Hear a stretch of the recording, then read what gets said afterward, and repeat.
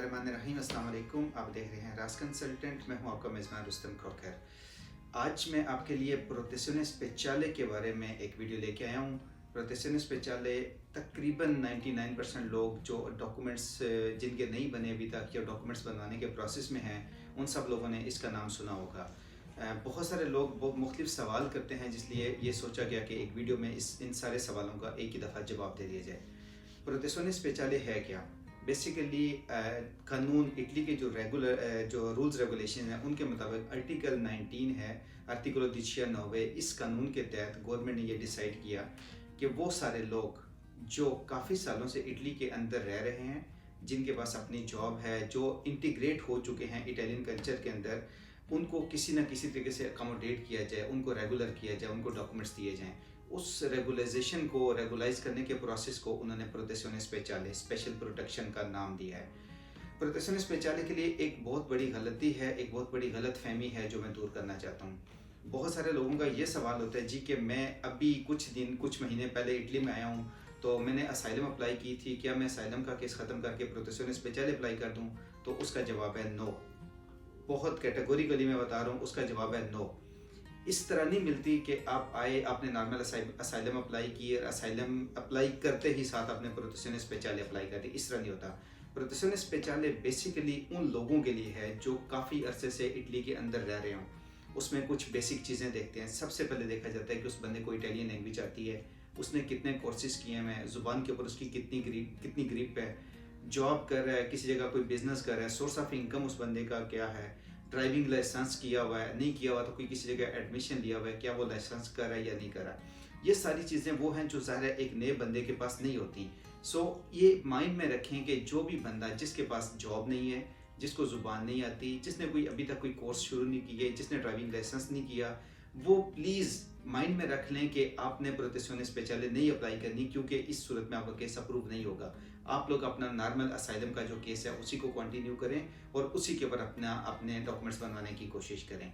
प्रोटेzione speciale की जो definition थी, आई थिंक ये क्लियर होगी कि ये सिर्फ उन लोगों के लिए है जो इटली में काफ़ी अरसे से रह रहे हैं, लेकिन किसी वजह से उनका कमीशन दो दफ़ा 3 दफ़ा अपील करने के बावजूद फेल हो जाते हैं, रिजेक्ट हो जाता है कमीशन, उनको डॉक्यूमेंट्स नहीं मिले, लेकिन वो समझते हैं कि मैं इटालियन कल्चर के अंदर एडजस्ट हो चुका हूँ, मेरे पास जॉब भी है, मेरे पास रहने के लिए अपना घर है, मैंने किराए पे मकान भी लिया हुआ है, मैं पतंती भी कर चुका हूँ, मैं ड्राइव भी कर सकता हूँ, सब कुछ होने के बावजूद सिर्फ मेरे पास जोर नहीं है, मेरे पास डॉक्यूमेंट्स नहीं है, तो उन लोगों को अकोमोडेट करने के लिए प्रोटेzione speciale बनाई गई है।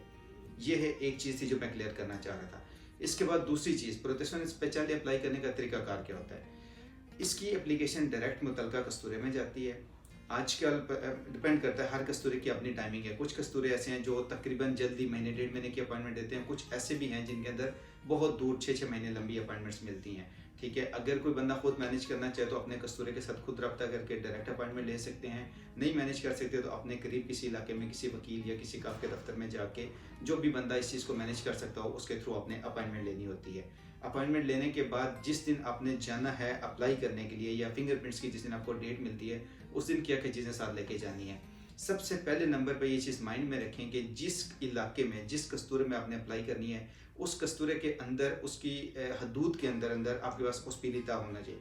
ओस्पिटलिता आपने बनवाना है, ओस्पिटी जिसे हम अपनी ज़ुबान में कहते हैं। आपके पास ओस्पिटी होगी तो आप प्रोटेzione speciale अप्लाई कर सकते हैं, अगर ओस्पिटी नहीं है तो आप नहीं अप्लाई कर सकते। दूसरी रिक्वायरमेंट होती है पासपोर्ट।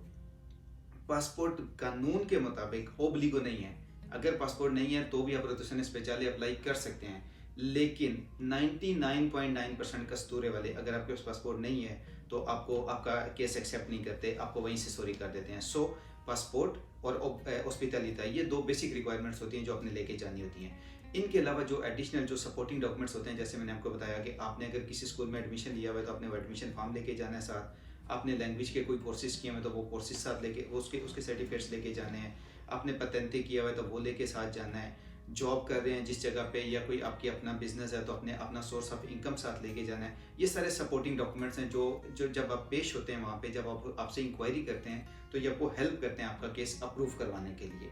ये सारी चीज़ें आपके पास होंगी जिस दिन आपने ये अप्लाई किया, जिस दिन की आपको अपॉइंटमेंट्स मिली, फिंगरप्रिंट्स आप देने जाते हैं कस्तूरे में, तो इन सारे डॉक्यूमेंट्स के बदले में उसे हम कहते हैं कि हमारा रिक्वेस्टा हो गया, हमारा दुमानदा हो गया, हमारी एप्लीकेशन सबमिट हो गई है इसके लिए, प्रोटेzione speciale के लिए। तो जब एप्लीकेशन सबमिट हो जाती है तो उसके बदले में कस्तूरे वाले आपको एक नॉर्मल छोटी से जोर इशू करते हैं, जो बिल्कुल एक छोटा सा पेपर होता है जिसके ऊपर आपका फोटो लगा होता है। ये उसका रिसीव होता है, उसकी रिसीट होती है कि जी ये आपका एप्लीकेशन, आपका दुमाना हमारे पास आ गया, अब इसके ऊपर हम अपनी प्रोसेसिंग करेंगे। ये चीज़ माइंड में रख लें कि उस रिचीवुता के ऊपर आप काम नहीं कर सकते, कॉन्ट्रैक्ट नहीं कर सकते, लेकिन वो एक एविडेंस होता है कि आपने प्रोटेक्शन स्पेशली अप्लाई की हुई है। सो आप सिक्योर हैं कि आप एक रिजल्ट का वेट करें। उस दिन ये कंडीशन होती है कस्तूरे के अंदर। जब आपको रिचीवता मिल जाता है उसके बाद आपको कह दिया जाता है कि आप वेट करें, जब आपका केस रेडी होगा तो आपके लॉयर के थ्रू या जो आपका कंसल्टेंट है जो आपके केस को फॉलो करे उसके थ्रू आपको अपडेट दे दी जाएगी। जो स्टैंडर्ड टाइमिंग है वो 6 महीने है। 6 महीने तक मिनिमम आपको वेट करना पड़ता है। 6 महीने के अंदर अंदर कस्तूरा आपको रिप्लाई करता है कि चीज़ जो आपने अप्लाई किया था उसके बदले में आपका केस पास हुआ, किसी वजह से रिजेक्ट हुआ, आपने अपील करनी है जो भी।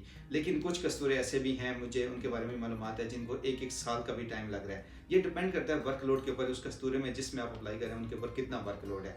सो अगर 6 महीने तक रिप्लाई नहीं आता तो फिक्रमंद होने की ज़रूरत नहीं है। 6 महीने के बाद भी रिप्लाई नहीं होता तो अपने कंसल्टेंट या अपने लॉयर से बात करेंगे कि जी मैंने अप्लाई किया था तो मुझे अभी तक इसके ऊपर क्यों नहीं मिला। तीसरा सवाल इसमें ये आता है कि क्या इस सजोर को बाद में काम वाली सजोर में कन्वर्ट कर दिया जाता है, तो जवाब है यस, किया जा सकता है। अभी हाल ही में एक अदालत की तरफ से एक फैसला आया। पहले इसमें गवर्नमेंट अलाउ नहीं करती थी कि आप इसको कन्वर्ट कर सकते हैं, बट अभी एक अदालत की तरफ से फैसला आ गया जिसमें उन्होंने बता दिया है कि यस, इस सजोर को आप काम वाली सजोर में कन्वर्ट कर सकते हैं अगर आपके पास वो रिक्वायरमेंट सारी पूरी हैं। जैसे मैंने पहले बताया कि आप काम मेरा लगे हुए हों, आपकी वो रिक्वायरमेंट पूरी है तो आप उसको अपनी काम वाली सजोर के ऊपर कन्वर्ट कर सकते हैं। प्रोटेक्शन स्पेशले मिनिमम 2 साल की मिलती है।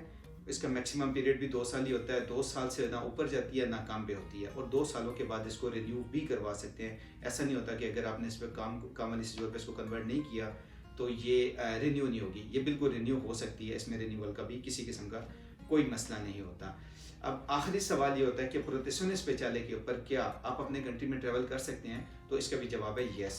प्रोटेक्शन स्पेशले कोई ऐसी कंडीशन नहीं होती जिसमें आपने ये कहा होगा जी कि मैं अपने मुल्क से इसलिए आया हूँ कि मेरी जान को ख़तरा था, वहाँ पे कोई प्रॉब्लम थी, मैं सिक्योर नहीं फील कर रहा था। ऐसा नहीं होता। आप आ चुके थे और आपने यहाँ पे आके अपने आप को एडजस्ट कर लिया है, आप इस माशरे के अंदर एडजस्ट हो गए हैं, तो आपने लीगल डॉक्यूमेंट्स के लिए एक स्पेशल रिक्वेस्ट मांगी थी। आपने ये नहीं कहा था कि मेरी जान को खतरा है। सो गवर्नमेंट आपको अलाउ करती है कि अगर आपके पास प्रोटेक्शन स्पेशल है तो आप अपने कंट्री में ट्रैवल कर सकते हैं। इसमें कोई पाबंदी नहीं है कि आपको सफ़र करने में पाबंदी। आप इटली से चाहें तो, अगर यूरोप के दूसरे किसी कंट्री से भी आप ट्रैवल करना चाहें तो आप ट्रैवल कर सकते हैं। ये इसमें अलाउ करती है गवर्नमेंट। मुझे यकीन है कि प्रोटेक्शन स्पेशल से रिलेटेड जो बेसिक क्वेश्चन थे उनको मैंने एड्रेस कर दिया होगा इसके अंदर। इसके बावजूद अगर आपके माइंड में कोई सवाल है, किसी बंदे ने कोई और क्वेश्चन करना हो, तो प्लीज़ इस वीडियो के नीचे कमेंट्स में आप लिख दें। मैं 1 बाय 1 इंशाल्लाह सारे जो आपके क्वेश्चन हो गए उनको आंसर करूँगा। मिलते हैं अपनी नेक्स्ट वीडियो में। अपना ख्याल रखिए। Take care. अल्लाह हाफिज़।